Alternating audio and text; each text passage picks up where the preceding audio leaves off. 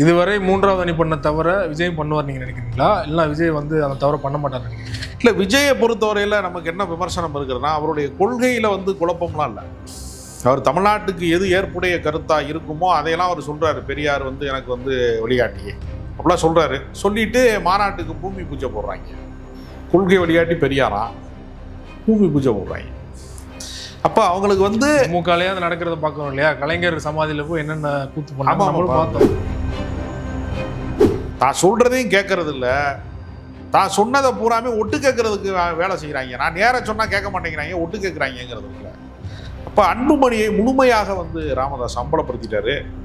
இனிமே வந்து வன்னிய சமுதாயத்தினுடைய மக்கள் வந்து கட்சி நிர்வாகிகள் வேண்டுமானால் அன்புமணி பக்கம் இருக்கலாமே தவிர சமுதாயம் வந்து அவர் பின்னால் நிற்காது. அதுக்கான டேமேஜை வந்து நிரந்தரமாக பண்ணிட்டாங்க. எல்லா அரசியலுமே கடைசியில் குடும்ப அரசியலாக மாறுறதுக்கு என்ன காரணம்? அந்த நிறுவன அந்த அறக்கட்டளையின் பேரில் இருக்கக்கூடிய நூற்றுக்கணக்கான கோடி, 500 கோடி 1000 கோடி சொத்துக்களை வந்து இப்போ வந்து மதிமுகவுக்கு 5000 கோடி சொத்து இருக்குங்கிறாங்க. இதில் ஒரு 1000 கோடி சொத்து இருக்குங்கிறாங்க. இந்த சொத்துக்களை வந்து பங்கு போடுவதில் ஏற்படுகிற சண்டை தான். அப்பத்திற்காக அடித்து கொண்ட குரங்குகள் கணக்கில் தான் இது வரும்.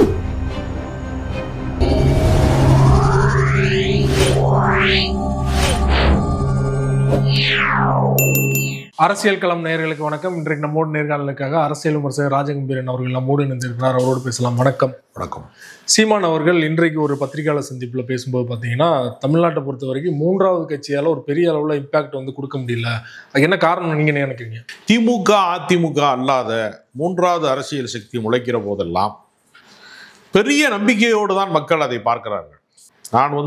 நான் கல்லூரியில் படிக்கிற காலத்தில் மதிமுக வந்து தொடங்கப்படுகிறது. அப்போ பெரும் கூட்டம் வந்து அவர் பின்னால் வந்து பெரிய கூட்டம் வந்து அவர் பின்னால் போனது. எம்ஜிஆர் ஏற்படுத்த முடியாத தாக்கத்தை வந்து வைகோ ஏற்படுத்தி விட்டார் என்று அன்றைக்கு இருந்த முன்னணி பத்திரிகைகள் நாளிதழ்கள்லாம் எழுதுனாங்க. தமிழ்நாட்டுக்கு முதலமைச்சர் ஆகிடுவார் வைகோ. பலர் தீ குளிச்சாங்க இல்லையா அந்த டைம்ல? ஆமாம், அப்படிலாம் வந்து ஒரு பெரிய எழுச்சி அவர் மேலே இருந்துச்சு. அந்த எழுச்சியை காலி செஞ்சது யாரு? அவரே காலி செஞ்சார். அவர் எதை நோக்கி கட்சி ஆரம்பிச்சாரோ அதுக்கு நேர் எதிராகன ஒரு இடத்துல போய் கட்சி அவரே நிப்பாட்டினார். அவர் என்ன செய்வார்னா, ஜெயலலிதாவுக்கு எதிராகத்தான் வந்து நடைபயணம் போவார். நடைபயணம் முடிஞ்சவொடனே ஜெயலலிதாட்டே கூட்டணி சென்றார். எந்த நோக்கத்துக்காக அந்த நடைபயணம் சென்றார்களோ அதுக்கு எதிர் விளைவை ஏற்படுத்துவார். அதே தான் சீமான் எடுத்துக்கிட்டீங்கன்னா, ஒரு பக்கம் பெரியார் படம், இன்னொரு பக்கம் பிரபாகரன் படம், ரெண்டையும் வந்து பேனரு கட்டி தான் அவர் மேடையில் பேசினார். வார்த்தைக்கு வார்த்தை பெரியாரை மேற்கோள் காட்டுவார். இப்போ அவர் என்ன பேசினார் சமீபத்தில்? பெரியாரை குறித்து மிக தரக்குறைவாக, ஆபாசமாக, கொச்சையாக, அவர் சொல்லாததெல்லாம் வந்து அவர் சொன்னதாக, ரொம்ப வந்து அதாவது என்ன சொல்ற, அச்சில் ஏற்ற முடியாத வார்த்தையை வாங்கல, அது மாதிரி சொல்ல கூசுகிற வார்த்தைகளால் கேவலமாக பேசினாரா? இத்தனைக்கு அவர் பெரியார் விருது வேறு வாங்கியிருக்காரு திராவிட கழகத்தில். பெரியார் பிரச்சாரத்திற்காக அவர் ஒரு 10-15 ஆண்டு காலம் வேலை செஞ்சவர். அப்போ எங்கே வந்து நிற்கிறாங்க? அப்போ மக்கள் என்ன நினைக்கிறாங்கன்னா, சீமான் மாதிரி தடம் புரண்டு போகிற ஒருவரை விடவும் திமுக எவ்வளவோ மேலானதுன்னு நாம் தமிழர் கட்சிக்காரனே நினைக்கிறான். அவரிடமிருந்து முரண்பட்டவர்கள், வெளியேறியவர்கள்லாம் எங்கே போய் சேர்றான்? திமுகவில் சேர்றான். பண்ருட்டி வேல்முருகன் தலைமையில் தமிழக வாழ்வுரிமை கட்சியில் கொஞ்சம் பேர் சேர்றான். எதுக்காக சேர்றான்? அப்போ நீங்கள் வந்து மூன்றாவது கட்சி வந்து போராட்ட கட்சி, அது வந்து காம்ப்ரமைஸ் ஆகாத கட்சி, போர் புரிகிற கட்சி ஜனநாயகத்தில் என்றெல்லாம் நம்பி தான் வர்றேன். நீங்கள் மறைமுகமாக எந்த பெரிய கட்சிகளை வந்து நீங்கள் வந்து சாடுறீங்களோ, எந்த பெரிய கட்சிகள் மீது குற்றச்சாட்டு சொல்கிறீங்களோ, யாரை சாடுகிறீர்களோ அவங்ககிட்டயே மறைமுகமாக பணம் வாங்கினா எப்படி இருக்கும்? நேரடி கூட்டணி போகிறது ஒரு வகை, மறைமுகமாக கூட்டணிக்கு போக மாட்டேன்னு சொல்லிட்டு அவங்ககிட்டே செலவுக்கு பணம் வாங்கிட்டு போறதுன்னு ஒண்ணு இருக்குல்ல. சீமான் ரெண்டாவது வகை. ஆமா, சீமான் வந்து ஏடிஎம் கிட்ட பணம் வாங்கிட்டு இலை மலர்ந்தால் ஈழம் மலரும்னாரு. இலை எப்படி மலரும்? இலை வளரும், மலராது. ஈழம் மலர்ந்து விட்டதா? சீமானுக்கு தான் ஜாலி கிராமத்தில் கிணத்தடி வீட்டில் வந்து வாடகை கொடுக்க முடியாத வீட்டில் இருந்த சீமான் தான் ஈசிஆரில் பெரிய பங்களாக குடி போயிருக்காரு. சீமான் வளர்ந்துருக்கிறாரு. அந்த சித்தாந்தம் வளர்ந்துருக்கிறதா? அந்த கருத்தியல் வளர்ந்துருக்கிறதா? யாருமே அந்த கட்சியில் 2ஆம் கட்டத்தில் இருக்கிறவங்க யாருமே பெரிய தலைவர்கள் ஆகக்கூடாதுங்கிறதுக்காக, அது ராஜீவ் காந்தியிலேருந்து, கல்யாண சுந்தரத்துலேருந்து, காளியம்மாள்லேருந்து எல்லாரையுமே நீக்கிறாரு. அவரை கட்சியில் வந்து முதல் கட்டமாக அவரை கொண்டு வந்து மதுரையில் வந்து பெரிய அளவில் மாநாடு நடத்தின வெற்றிக்குமரன், அவர் பேர் விஜயகுமார், ஒரு தமிழ் பேர் சூட்டுறோம்னு வெற்றிக்குமரன் மாற்றினார்.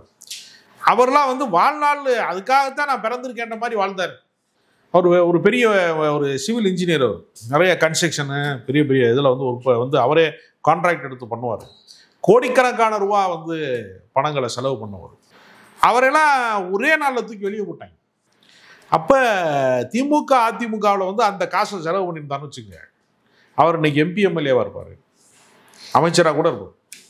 அப்போ இவ்வளோ பெரிய துரோகங்களை பண்ணிவிட்டு கூட இருக்கிறவனை பூரா காலி பண்ணிட்டு தமிழ்நாட்டில் ஏன் புரட்சி மலரலைன்னா எங்கே மலரும்?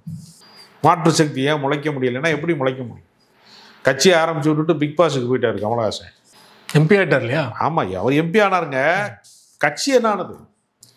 அப்போ நீங்கள் மூன்றாவது அணி முளைக்கிற போதெல்லாம் நாங்கள் தான் முதன்மை சக்தின்னு அவங்ககிட்ட மேடையில் டைலாக் சொல்கிறாங்களே தவிர களப்பணி செய்வது கிடையாது. அதனால் இப்போ விஜய் வந்திருக்கிறாரு. விஜய் வந்த பின்னாடி அவருக்கு ஒரு பெரிய வசீகரம், இளைஞர் கூட்டம், அதெல்லாம் வர்றது சீமான் வயிற்றுல புளியை கரைக்குது. அதனால் அவன்கிட்ட கொள்கை இல்லை, சினிமாக்காரன் முன்னாடி போகாதுன்னு இவர் சொல்கிறார். இவர் ஏதோ சயின்டிஸ்டாக இருந்தது மாதிரி சொல்கிறார். இவரும் சினிமாக்காரன் தான். இதுவரை மூன்றாவது அணி பண்ண தவிர விஜய் பண்ணுவார் நீங்கள் நினைக்கிறீங்களா? இல்லை விஜய் வந்து அந்த தவிர பண்ண மாட்டார்னு நினைக்கிறீங்களா? இல்லை, விஜயை பொறுத்தவரையில் நமக்கு என்ன விமர்சனம் இருக்குதுன்னா, அவருடைய கொள்கையில் வந்து குழப்பம்லாம் இல்லை. அவர் தமிழ்நாட்டுக்கு எது ஏற்புடைய கருத்தாக இருக்குமோ அதையெல்லாம் அவர் சொல்கிறாரு. பெரியார் வந்து எனக்கு வந்து வழிகாட்டியே அப்படிலாம் சொல்கிறாரு. சொல்லிட்டு மாநாட்டுக்கு பூமி பூஜை போடுறாங்க. கொள்கை வழிகாட்டி பெரியாரா, பூமி பூஜை போடுறாங்க. அப்போ அவங்களுக்கு வந்து திமுகலையே அது நடக்கிறத பார்க்கணும் இல்லையா? கலைஞர் சமாதியில் போய் என்னென்ன கூத்து பண்ணாங்க. கலைஞர் சமாதியில் போய் ஒரு பிரபலமான ஒரு பாலை ஊற்றிட்டு இருந்தார், அதெல்லாம் பார்த்தோம் நம்ம. அப்போ இதில் என்ன அதாவது என்ன சொல்கிறேன்னா, அம்பேத்கர், பெரியார், காரல் மார்க்ஸ் போட்டாங்கலாம் வைக்கிறாங்க. கொள்கைகளை பேசவும் ஆள் இல்லை, பின்பற்றவும் ஆள் இல்லை, அதை முதன்மை சக்தியாக கொண்டு போக ஆள் இல்லை. விஜய்க்கு பின்னாடி ஒரு பெரும் இளைஞர் சக்தி இருக்குது. அதை எப்படி பயன்படுத்த போகிறாங்கங்கிறத பொறுத்து. ஏன்னா தமிழ்நாட்டில் இரண்டாவது பெரிய அரசியல் கட்சியாக இருக்கக்கூடிய அதிமுக ஓட்ட உடசலாக மாறிடுச்சு. அது ஒரு டைட்டானிக் கப்பலாகிடுச்சு. அது எப்படி இந்த தேர்தலோடு மூழ்கிருங்கிறது அரசியல் வல்லுநர்களுடைய கருத்தாக இருக்குது. ஆனால் எடப்பாடி அவர்கள் போகிற பக்கமெல்லாம் பெரிய மக்கள் திரள் கூட்டம் இருக்குது காட்டுறாங்க இல்லையா? இல்லை, அது செட்டிங் பண்ணி கூப்பிடுறாரு, அது ஒன்றும் தப்பு கிடையாது. நீங்கள் ஒரு 30,000 பேர் இருக்கிற ஊரில் ஒரு 3,000 பேரை ஒரு தெரு நிறைய கொண்டு வந்து நிறைச்சிட்டின்னு வச்சுக்கோங்க. நீங்கள் வந்து லாங்கிலேருந்து ஃபோட்டோ எடுத்தீங்கன்னா பெரும் கூட்டமாக தான் தெரியும். ஏன்னா எனக்கு தெரிஞ்சு சில அனுபவம் இருக்கிறது. தாம்பரம் ரயில்வே மைதானம்னு ஒன்று இருக்குது, அதில் ஒரு கட்சி மாநாடு நடத்துகிறாங்க. அப்போ நான் அந்த மாநாட்டுக்கு நானும் போயிருந்தேன். அந்த மாநாட்டில் 2.5 லட்சம் பேர் 3 லட்சம் பேர் கூடுனதாக அன்றைய காலகட்டத்தில் பேசப்பட்டாங்க. அப்புறம் நான் விசாரித்தேன், அந்த கிரவுண்டுக்கு வந்து எவ்வளோ பேர் கூட முடியும் அப்படின்னு, என்ன நிலவரம் அப்படின்னு ஒரு ரயில்வே அதிகாரிட்டு விசாரித்தேன். அவர் சொன்னார் 25,000 பேருக்கு மேலே அந்த கிரவுண்டில் கூட முடியாது. அப்போ 25,000 பேர் கூடி இருக்கக்கூடிய ஒரு மைதானத்தை 2.5 லட்சம் பேர் கூடுனதாக சொல்ல வைக்க முடியும். இது எல்லா அரசியல் கட்சிகளுமே வழக்கமாக செய்துக்கிட்டே இருக்காங்க. எங்கள் கட்சிக்கு வந்து கடல் அலை போல் கூட்டம் வந்ததுமாங்க. நீங்கள் மெரினா பீச்சில் கூட்டம் போட்டாங்கன்னு வச்சுங்களேன், மெரினா பீச்சில் சுண்டல் சாப்பிட வந்தவனே கட்சிக்காரன் கணக்கில் சேர்த்துருவான். வேடிக்கை பார்க்க எட்டி பார்க்குறவனே இப்போ எடப்பாடி வந்திருக்கிறாரான்னா அந்த தெருவில் கடை வச்சிருக்கிறவன் என்ன பண்ணுவான், எடப்பாடி வந்திருக்காரா அப்படின்னு கொஞ்சம் முன்னாடி வந்து பார்க்க தான் செய்வான். அவனை அதுக்காக அதிமுக ஓட்டு போடுவேன்னு அர்த்தம் கிடையாதுல்ல. அவன் திமுக காரனா கூட இருப்பான், கம்யூனிஸ்ட் காரனா கூட இருப்பான். அப்படி நம்ம சொல்ல முடியாது. கூட்டத்தை கூட்டுகிறார்கள், கூடி கலைகிறார்களா, இந்த கூட்டம் நிலைக்கிறதா, அது வெறும் கும்பலா கூட்டமா, பல கேள்விகள் இருக்காது.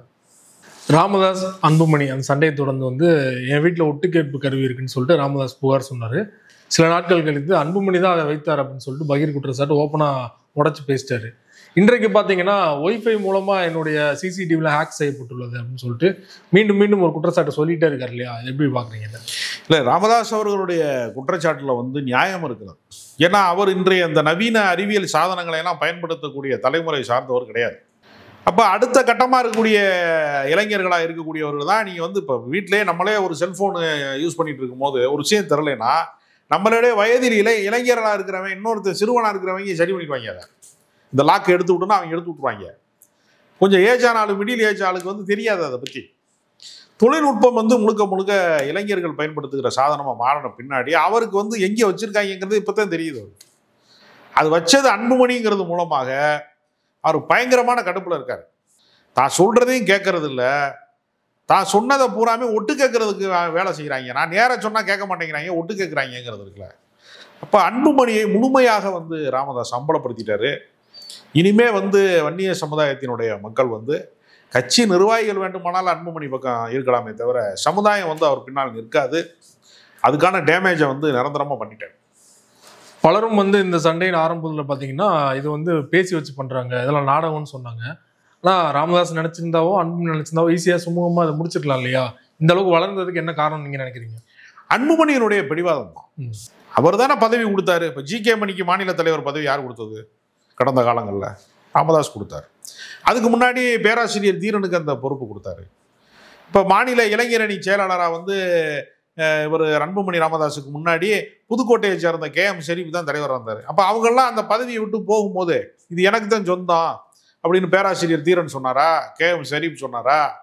இல்லை ஜி.கே. மணி சொன்னாரா? என்னை நீக்க முடியாது யாரும் அப்படின்னு சொன்னாரா? இல்லை. இவர் ஏன் அதை செய்கிறாரு? இவர் உருவாக்கிய கட்சி இல்லை. அந்த கட்சிக்கு வேர்வை சிந்தியது, ரத்தம் சிந்தியது, அதுக்கு போராடியது, பல திசைகளில் போய் அதற்காக பயணம் செய்தது அப்படிங்கிற எல்லா உழைப்பும் ராமதாஸுக்கு சொந்தமானது. அவருடைய தோல் மீது ஏறி நீங்கள் உயரமானவராக காட்டிக் கொள்வதற்காக ஒரு வாய்ப்பு அவர் கொடுக்குறாரு. வாய்ப்பு கொடுத்தவர் நீங்கள் திரும்ப பெறணும், நீங்கள் செயல் தலைவராக கொஞ்சம் நாளைக்குன்னு சொன்னால் முடியாது, உன்ட்ட அந்த பொறுப்பை நான் கொடுக்க முடியாது என்று சொல்வதன் மூலமாக அவர் தான் கட்சியினுடைய நிறுவனருக்கு கட்டுப்பட மறுத்திருக்கிறார். இது ஒரு தவறான முன்னுதாரணம். அவருக்கு ஆண் வாரிசு கிடையாது, பெண் குழந்தைகள் தான் அப்படிங்கிற அடிப்படையில் அந்த கட்சி தன்னுடைய மகள் வழி பேரனா இருக்கக்கூடிய முகுந்தன்கிட்ட போகணும், 3ஆம் தலைமுறை அரசியல் போகணும்னு ராமதாஸ் நினைக்கிறாரு. அது அந்த குடும்பத்துக்குள்ள நடக்க வேண்டிய சண்டை தான். அது தெருவுக்கு வந்துருச்சு. அப்போ சமூக நீதி பேசுனது, மொழி அரசியல் பேசுனது, ஈழ அரசியல் பேசுனது எல்லாமே கடைசியில் என்ன ஆகுதுன்னா குடும்ப அரசியல் என்கிற முட்டுச்சந்தில் நிற்கிது. இப்போ தமிழ்நாட்டில் மதிமுக மல்லை சத்யாவோட மல்லு கட்டுகிற இடத்துல நிற்கிறது வாரிசு அரசியலில். எல்லா அரசியலுமே கடைசியில் குடும்ப அரசியலாக மாறுறதுக்கு என்ன காரணம்? அந்த நிறுவன அந்த அறக்கட்டளையின் பேரில் இருக்கக்கூடிய நூற்றுக்கணக்கான கோடி, 500 கோடி 1000 கோடி சொத்துக்களை இப்போ மதிமுகவுக்கு 5000 கோடி சொத்து இருக்குங்கிறாங்க. இதில் ஒரு 1000 கோடி சொத்து இருக்குங்கிறாங்க. இந்த சொத்துக்களை பங்கு போடுவதில் ஏற்படுகிற சண்டை தான்.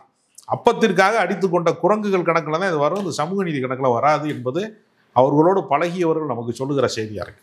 குறிப்பாக வன்னிய மக்கள் பாமகவை நம்ப மாட்டாங்க, ராமதாஸை நம்ப மாட்டாங்கன்னு சொன்னா, அன்புமணி நம்ப மாட்டாங்கன்னு சொன்னா, இவ்வளோ குற்றச்சாட்டு நடக்குது, இந்த சண்டை நீண்டனா கட்சி காணாமல் போயிருன்னு சொல்லிட்டு ராமதாஸ் தெரியும் இல்லையா? தெரிஞ்சு அதை பண்றாருன்னா கட்சி என்ன பரவாயில்ல நினைக்கிறாரா? கட்சியே காணாம போனாலும் பரவாயில்ல, நான் சொன்னது நடக்கலைன்னா நான் இருக்கிற வரைக்கும் தான் கட்சி. நான் சொல்றதை கேட்கலைன்னா அந்த கட்சி தேவையில்லை. நான் தானே உருவாக்குனேன். நான் உருவாக்கின தோட்டம் நான் தான் பூ பறிப்பேன், நான் தான் காய் பறிப்பேன், நான் தான் கனி பறிப்பேன். அதை வேற ஒருத்தன் பறிக்கணும் வந்தால் நான் தீய வச்சு கூட கொளுத்துவேங்கிற மாதிரி தான். இது நானே உருவாக்குவேன், நானே அடிப்பேங்கிறது தான். ஆனால் இது நடந்திருக்கக்கூடாது. அது நடந்ததுனால நீங்கள் சொல்கிறது மாதிரியே அந்த கட்சியில் சுயநலம் அதிகமாகிவிட்டது என்கிற காரணத்தை காட்டி தொண்டர்கள் வெளியேறுகிறார்கள், வேறு கட்சிகளை நோக்கி பயணிக்கிறார்கள் என்கிற ஒரு யதார்த்தமும் அதில் இருக்குது. 2026 தேர்தலில் அப்போ யாருமே பாமக சீண்ட மாட்டாங்களா கூட்டணிக்கு? 2026 தேர்தல் தான் பல கட்சிகளுக்கு முடிவுரை எழுதப்போம். பல கட்சிகள் இந்த தேர்தலுக்கு பின்னாடி அதிமுக கூட இருக்கும். 2026 அதிமுகவினுடைய தலைவராக பொதுச் செயலாளராக எடப்பாடி இருப்பாரான்னு எனக்கு தெரியல. ஏன்னா ஒருவேளை படுதோல்வி அடையக்கூடிய வாய்ப்பு இருந்துச்சுன்னு வச்சுங்க. இவரால் தான் தோல்வி, ஏற்கனவே 10 தோல்வி பழனிசாமின்னு சொல்கிறாங்க. 11வது தோல்வியை எதுக்கு நம்ம ஏற்றுக்கொள்ளணும்னு கட்சியில் நாளைக்கு தலைவர்கள் மாற்றப்படலாம். அதை நோக்கி தான் OPS ஒரு முயற்சி பண்ணிகிட்டே இருக்கிறாரு. அப்போ நாளைக்கு எது வேண்டுமானாலும் நிகழலாம். நாளைக்கு இந்த சட்டப்பேரவை தேர்தலில் எந்த கட்சிகள் எல்லாம் ரொம்ப பெரிய வீழ்ச்சி அடைகிறதோ அந்த கட்சிகள் மறுபடியும் எழுந்திருப்பதற்கான வாய்ப்பு ரொம்ப குறைவு.